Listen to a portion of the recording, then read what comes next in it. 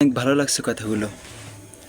কোনো প্রার্থী ডাকসু বা জাকসু নির্বাচনে জিততে পারেনি, তার মানে আগামী জাতীয় নির্বাচনে বিএনপির কেউ জিতবে না। এটা যেমন বিরোধী দল প্রমাণ করতে পারেনি, তেমনি ভাবে ডাকসু বা জাকসুতে সবচেয়ে বেশি জিতেছে জামাত সমর্থিত প্রার্থীরা। তার মানে বিরোধী দলের অবশ্যই দেখানো দরকার ছিল আসন্ন জাতীয় নির্বাচনেও জামাত সমর্থিত প্রার্থীরাই জিতবে, সেটাও তারা দেখাতে ব্যর্থ হয়েছে মাননীয় স্পিকার। কিন্তু মাননীয় স্পিকার, আমি আপনাকে একটা পরিসংখ্যান দেখাবো।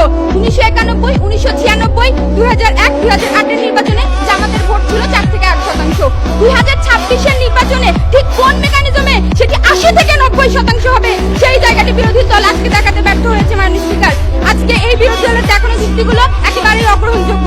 এখন প্রশ্ন হলো মাননীয় স্পিকার, 2024 এর গণ আন্দোলনের প্রভাব কেন 2025 এর ছাত্র সংসদ নির্বাচনে পড়লো না, যারা কিনা ডাকসু নির্বাচন দেওয়ার জন্য সবচেয়ে সরগরম ছিল, যাদের নেতৃত্বে ছাত্র জনতা রাস্তায় নেমে এসেছিল। তেমনি ভাবে 2026 এর নির্বাচনেও যে বৈষম্য বিরোধী ছাত্র আন্দোলনের কেউ জিতবে না বা তারা সবাই ফেল করবে, এই জায়গাতেও আসলে এই সব জায়গাতেও আসলে মাননীয় স্পিকার বিরোধী দলের বক্তব্য টিকে না। এরপর দেখুন মাননীয় স্পিকার, সানেমো অ্যাকশন এইডের জরিপ বলছে আসন্ন নির্বাচনে বিএনপি 39%, জামাত 22%, এনসিপি 16% তরুণদের ভোট পাবে। জরিপে বিএনপিকে ভোট দেওয়ার বিষয়ে গ্রামীণ অঞ্চল 38% আর শহরাঞ্চল 40% আগ্রহ প্রকাশ করেছে।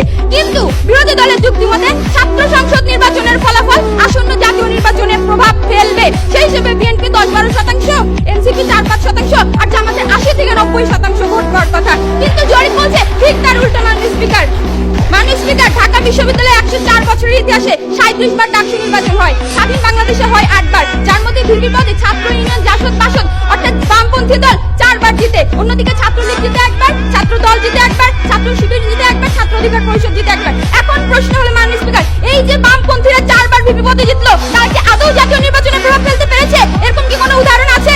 না মাননীয় স্পিকার, তার মাধ্যমেই কিন্তু আজকে প্রমাণিত হয় যে ছাত্র সংসদ নির্বাচন আর জাতীয় নির্বাচন দুটি একেবারেই আলাদা বিষয় মাননীয় স্পিকার। বাস্তব ভিত্তিক আলোচনায় আমরা বলছি মাননীয় স্পিকার, ছাত্র সংসদ নির্বাচন আসন্ন জাতীয় নির্বাচনে প্রভাব ফেলবে না। শুধু আমরা না মাননীয় স্পিকার, স্বয়ং মাহমুদুর রহমান মান্না স্যারের মতে ডাকসু নির্বাচন জাতীয় ভোটের প্রতিফলন করবে না। এই যে দেখুন তার প্রমাণ। কিন্তু বাংলাদেশের মতো বৈচিত্র্যময় রাজনৈতিক পরিবেশে, বৈচিত্র্যময় ভোটের বাস্তবতায় আজকে ছাত্র সংসদ নির্বাচন কখনোই আসন্ন জাতীয় নির্বাচনে প্রভাব ফেলবে না। বিশ্লেষকরাও সেটা মনে করেন, আমরাও সেটা মনে করছি মাননীয় স্পিকার।